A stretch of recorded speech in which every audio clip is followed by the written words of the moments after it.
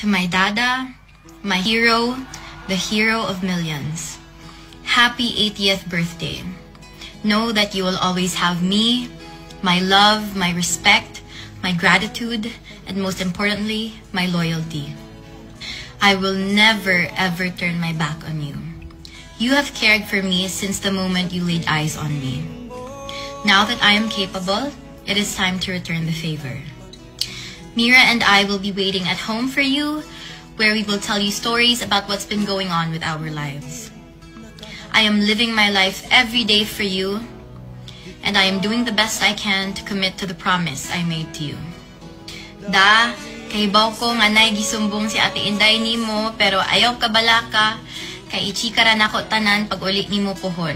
Kahibaw na ka sa kong pasabot. Happy birthday, kaon, tulog, ug exercise diha. Talk to God and be still in knowing that we are all fighting for you. Makakaon na lagi ka og buwad ug monggo pohon. I love you, Dada.